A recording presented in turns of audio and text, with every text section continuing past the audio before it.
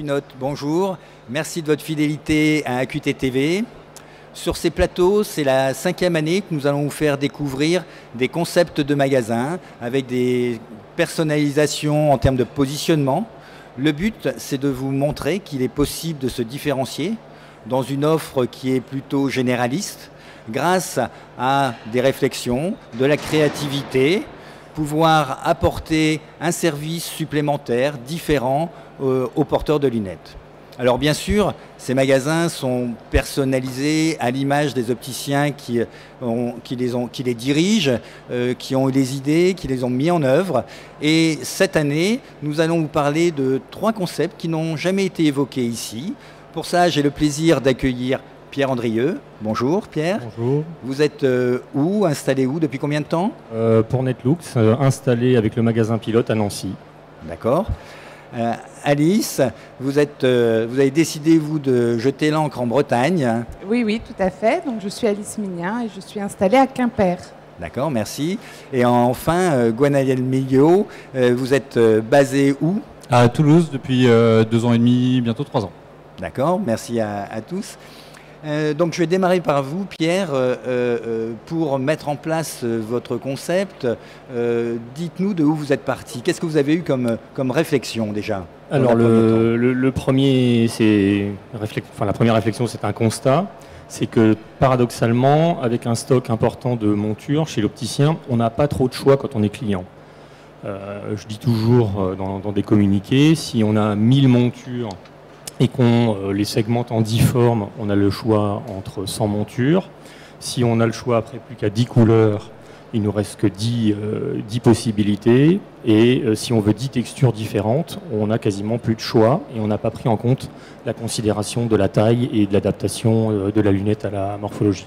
Donc c'est une question d'offre qui vous a fait voilà, sur ce partir de l'offre client et remonter toute la chaîne après pour proposer un modèle disruptif. D'accord, merci. Voilà. Alice, votre constat, quel était-il?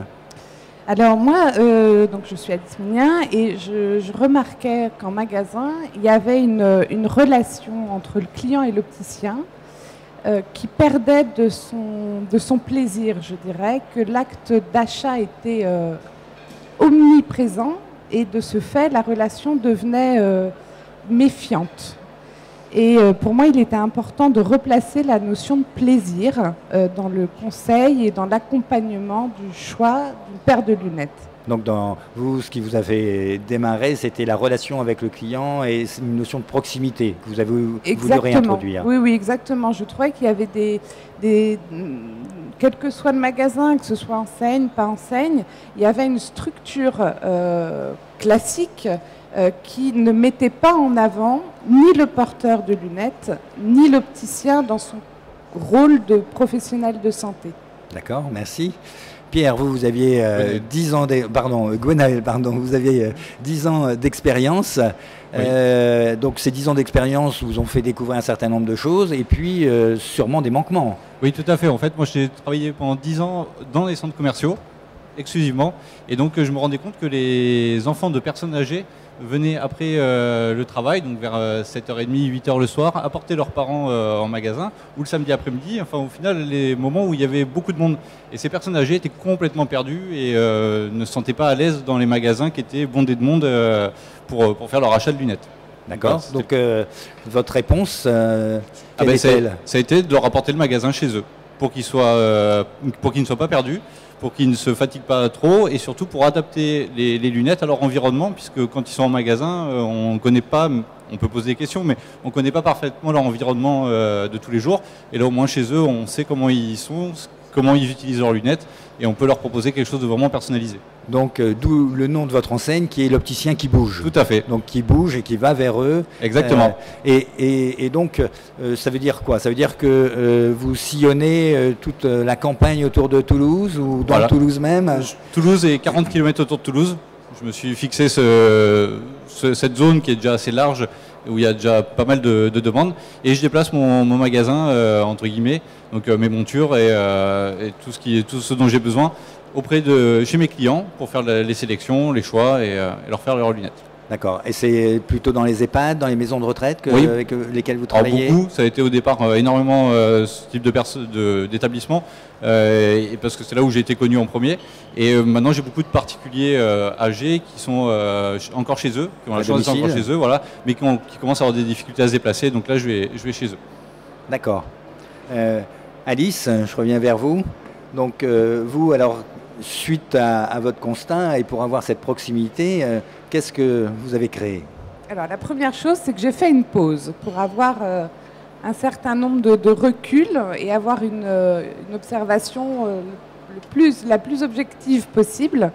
Donc j'ai pris un an pour poser sur papier, pour étudier, pour voilà, observer, questionner, pour avoir vraiment un maximum d'informations sur ce projet-là. Une vraie étude de marché. Oui, voire même un business plan, si on veut aller jusque-là, avec effectivement des notions évidemment financières, une évaluation du risque qu'avait mon projet.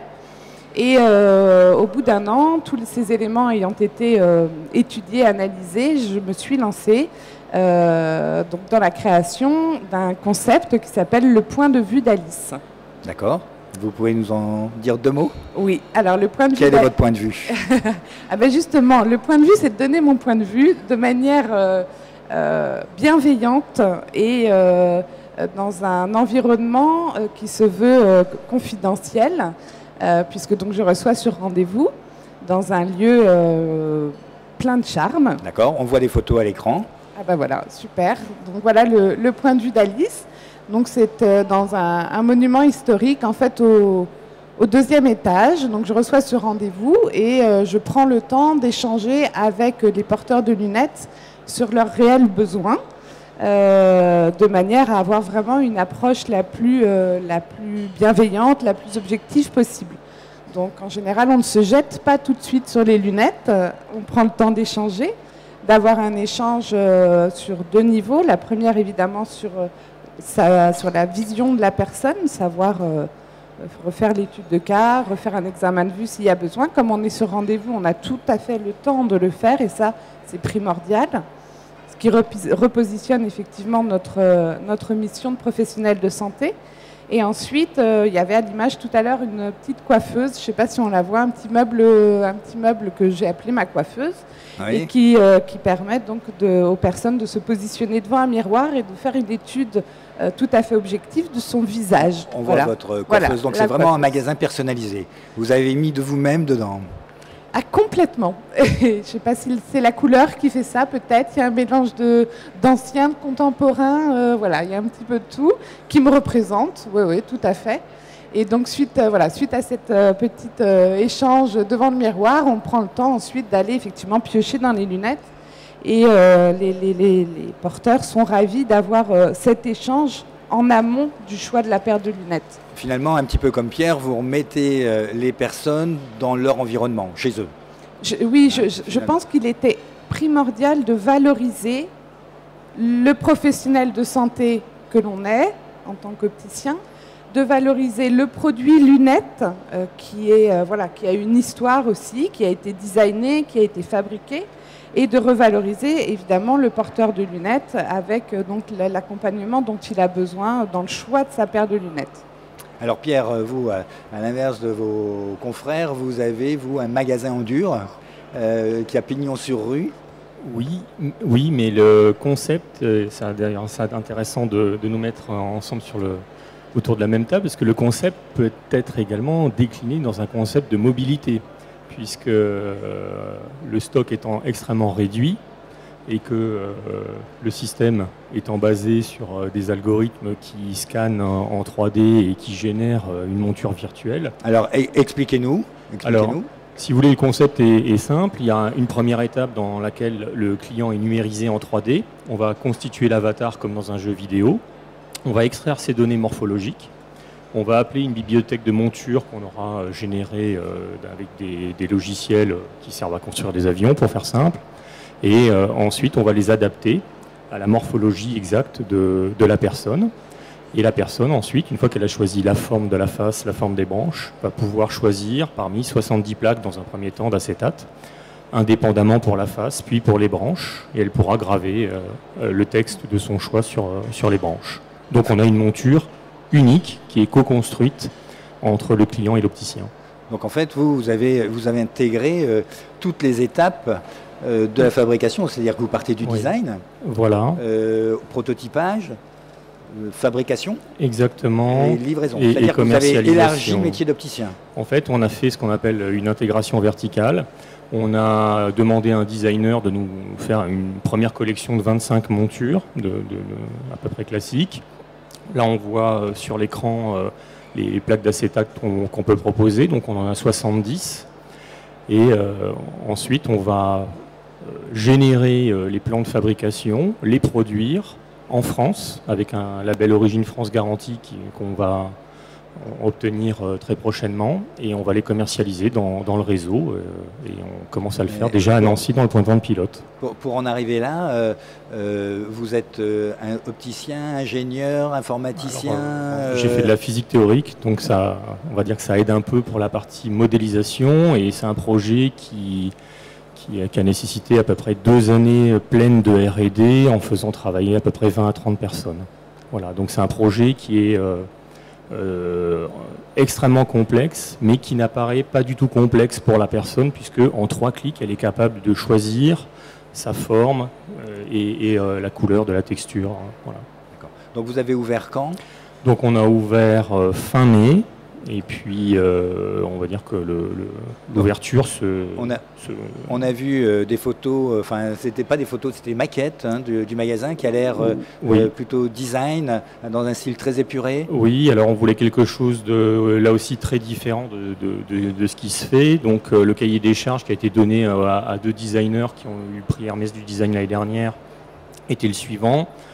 Il fallait du mobilier organique, donc que des formes courbes, pas de forme anguleuse, pour rappeler l'acétate et la fleur de coton. Un peu de cocooning, voilà. Comme Alice finalement. Et puis on voulait très peu de montures exposées, puisque finalement chaque personne a à peu près pour le moment 1,5 million de combinaisons possibles par type de forme. Et surtout après une coque qui rappelle un peu les strates des déserts salés, parce qu'il fallait mettre de la verticalité dans un plafond qui est normalement traditionnellement horizontal. Donc une approche effectivement complètement nouvelle, voilà. Tant dans la réalisation que dans l'accueil. Voilà, pour faire vivre une expérience d'achat aux clients. Alors, expérience d'achat, justement, je me retourne vers vous, Gwenaëlle et Alice. Vous n'avez pas de magasin. Quelle est la difficulté pour faire venir ou pour aller au-devant des clients? Puisque sans vitrine, la grande difficulté, c'est quand même de faire l'appel. La vitrine sert d'appel. Quand on a pignon sur rue, les clients ont tendance à rentrer.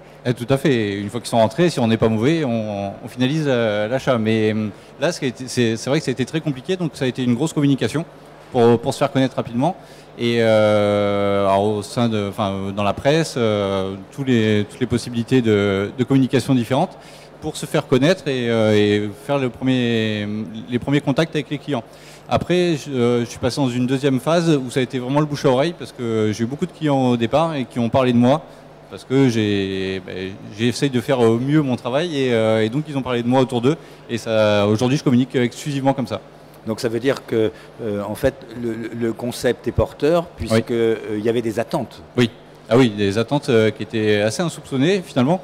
Je ne m'attendais pas à des résultats aussi importants, et même quand j'ai fait l'étude de marché, je me suis rendu compte qu'il y avait un réel besoin, et pas que à Toulouse, il y a un réel besoin partout. D'accord, et donc vous êtes dans votre deuxième année? Troisième. Oui. En termes de chiffre d'affaires, on peut avoir une idée? On va tourner entre 120 et 180 000 euros à peu près hors taxe. D'accord. Dans ces eaux-là. Alice, cette difficulté, vous aviez un carnet d'adresses Alors, absolument pas. En revanche, j'avais pris conscience qu'aujourd'hui, la communication ne se fait plus que, entre guillemets, dans la rue, c'est-à-dire que les magasins, ils sont plus uniquement visibles en extérieur, mais il y a toute une partie donc online sur les sites internet, les réseaux sociaux, qui fait qu'aujourd'hui, on peut communiquer différemment. Et je pense que c'est très important de prendre effectivement en compte cet environnement-là qui évolue beaucoup. Nous-mêmes, voilà, avant d'aller acheter quelque chose, on est de plus en plus à aller regarder un site, à aller voir le produit, etc. Et donc ma vitrine, en fait, elle est virtuelle. C'est mon site internet, lepointdevuedalice.com, où on peut y trouver évidemment quelques photos, comme on a vu tout à l'heure, du showroom, et puis les produits en magasin, la possibilité de prendre rendez-vous pour venir les essayer. Et puis, au-delà de tout ça, moi, ce que j'aime, c'est partager avec les personnes. Donc, ce sont des événements, ce sont des partenariats, ce sont des animations autour voilà, de présentation de collections, autour de mise en beauté, autour voilà, de plein d'événements qui ont un lien avec la lunette, mais qui ne sont pas souvent exploités. Et ces ateliers, vous les faites vivre, vous les faites connaître de quelle façon? Toujours par Internet? Oui, par Internet, principalement, par des petites invitations que j'envoie par courrier, tout simplement. Ça fonctionne aussi très très bien. Une belle enveloppe et un beau courrier, on est toujours content. Donc l'un ne va pas sans l'autre. C'est des choses qui sont complémentaires.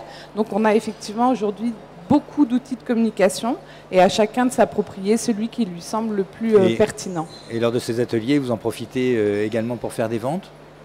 Oui, bien sûr. L'idée, c'est vraiment d'être dans un échange et de faire bénéficier d'exclusivité. Voilà, avant les saisons, j'organise des présentations de collections où on a la possibilité d'avoir toute la collection hiver, toute la collection été, etc. Et oui, j'ai envie de le voir vraiment comme une exclusivité auprès de mes clients et qui en sont contents. Vous avez quel type de positionnement en termes de produits? Plutôt créateur? Oui, plutôt créateur. Après, ce qui est très étonnant, c'est que effectivement, les personnes que je pensais venir en priorité sont bien sûr les femmes, qui sont très en demande de conseils en fait, par rapport à un visage, par rapport à des couleurs. Et puis je me rends compte que les enfants se plaisent beaucoup aussi dans mon petit showroom, donc ça c'est très rassurant pour les enfants, pour les parents. Et puis les maris viennent aussi parce que on voit quelques produits à l'écran là. Oui, parce que voilà, les hommes se plaisent bien aussi dans le showroom, donc oui, c'est très familial. Et Gwenaëlle, en termes de produits, je pense que ça vous est difficile d'avoir une offre aussi pléthorique que celle de Pierre. Oui. Comment vous faites? Combien vous avez de modèles à présenter? Alors, je suis loin du 1,5 million de possibilités, mais je suis parti à la base avec un stock que j'ai mis longtemps à travailler de 200 pièces. Pour essayer de pouvoir contenter tout le monde, sachant que je connaissais bien ma clientèle. Et là maintenant, j'arrive entre 400 et 500 pièces avec moi. Donc ce qui est beaucoup et pas beaucoup. On est moins de grands magasins, moins au niveau du stock, mais j'ai croisé beaucoup de magasins qui avaient moins de stock que moi. Donc vous transportez ça dans des marmottes? Tout à fait.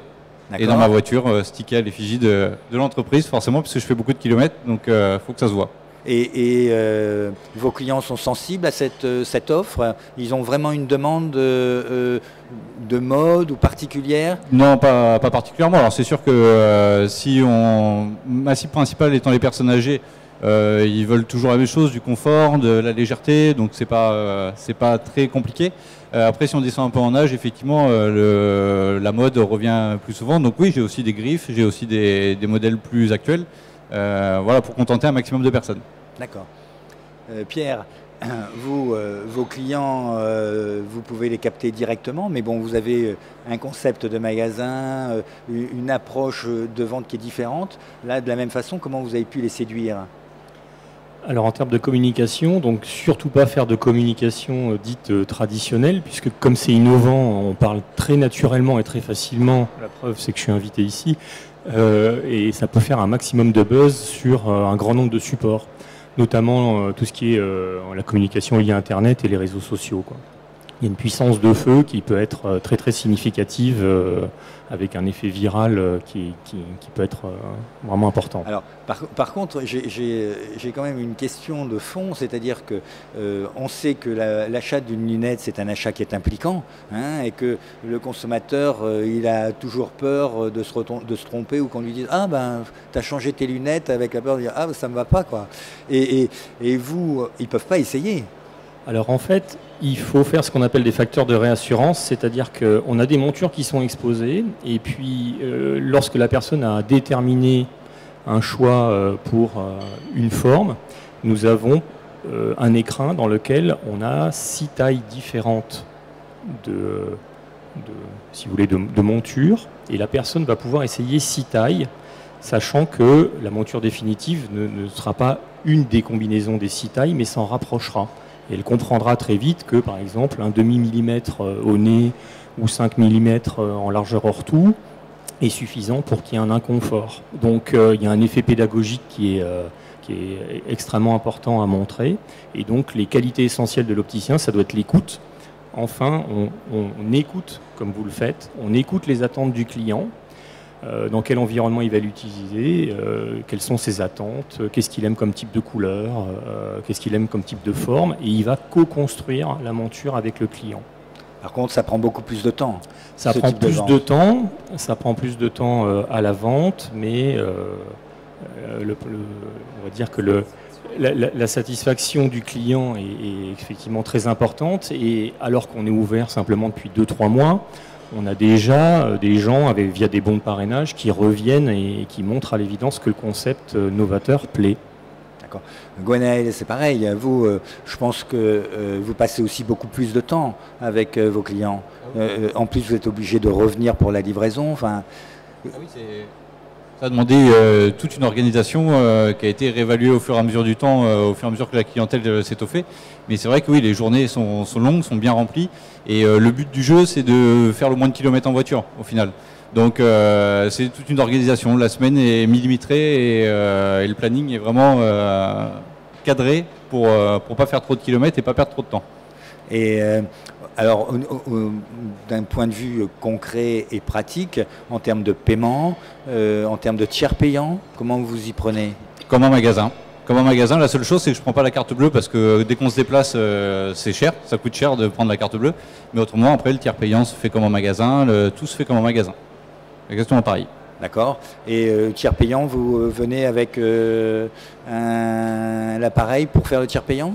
Alors, vous voulez dire l'ordinateur ou oui, j'ai mon ordinateur. Après, je fais la paperasse à un autre moment. Le moment que je passe avec le client, il est vraiment pour le client, avec le client. Et il n'est pas fait pour faire les papiers. Donc après, ça c'est ma vision des choses. Je suis là pour écouter et pour lui proposer la solution la plus adaptée. Pas pour faire les papiers. Et, voilà, ça je l'ai fait à un autre moment. Alors, une question qui est d'actualité en ce moment. Est-ce que vous adhérez à un réseau? Est-ce que vous êtes réseau ouvert, réseau fermé, ou vous avez choisi de ne pas prendre cette option? Alice? Moi, je n'adhère pas à un réseau. D'accord. Gwenaëlle non plus. Pas de plus. réseau non plus. Pierre? Et aucun réseau, pour la bonne et simple idée que les gens ne sont pas focalisés sur un prix. Les gens viennent chercher une lunette sur mesure à un prix accessible. Une fois que le prix est dans une gamme de tarifs qui est accessible pour le client, le côté remboursement, sécurité sociale et mutuelle est complètement occulté du processus d'achat. Alors, c'est difficile de vous poser la question si c'est rentable au bout de quelques mois. Peut-être déjà une première approche? Oui, il y a une tendance qui montre qu'il y a une croissance du chiffre d'affaires et on est déjà, après 3 mois d'ouverture, très très proche du point mort.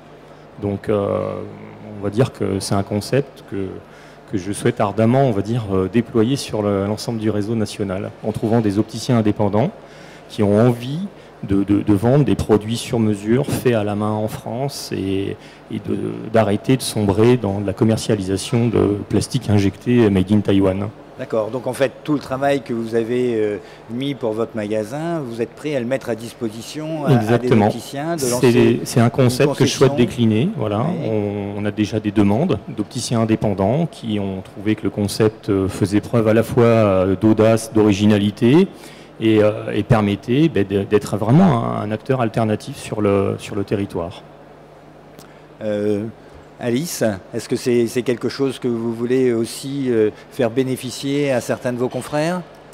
Oui, pourquoi pas. Moi, je pense que ce qui est important vraiment, c'est de valoriser ce qu'on sait faire, valoriser ce qu'on est, valoriser les porteurs de lunettes, tout en restant dans la bienveillance, parce que voilà, on est dans un marché qui est un petit peu chahuté, et le fait de voilà, de se recentrer sur des valeurs, on va dire, de travail, de confiance. Je pense que c'est tout à l'honneur de l'opticien, du client. Et oui, moi je suis prête à échanger sur des façons de travailler telles que je le fais, avec plaisir, vraiment. D'accord. C'est un appel, une invitation donc aux opticiens qui nous écoutent. Gwenaëlle, vous, je crois que vous avez déjà signé, vous souhaitez effectivement développer votre concept et vous avez déjà signé avec un opticien. Tout à fait, oui. Alors moi, c'était une demande des opticiens qui me contactaient pour parler de mon activité et du concept opticien qui bouge. Et ces opticiens, au final, qui m'ont demandé si j'allais pas vendre, entre guillemets, mon concept. Donc j'ai créé ce partenariat il y a maintenant 6 mois. 6-8 mois, et j'ai le premier partenaire qui a signé il y a 1 mois et qui va lancer son activité d'ici la fin octobre, début novembre. Et j'ai plusieurs autres opticiens où on est en train d'étudier l'étude de marché, le business plan, pour voir si c'est réalisable sur leur région, mais j'ai pas de grand doute là-dessus. Eh bien écoutez, je crois qu'on a beaucoup exposé vos projets, vos concepts à chacun. Et moi, je suis ravi d'avoir rencontré des opticiens heureux qui ne subissent pas la situation actuelle et la morosité qu'on peut entendre de façon dans le salon ou à l'extérieur. Des opticiens qui arrivent à vivre de leur concept avec passion, avec beaucoup d'énergie. Eh bien écoutez, merci de nous l'avoir fait partager et de nous avoir donné beaucoup d'espoir pour l'avenir et pour les années à venir. Au revoir.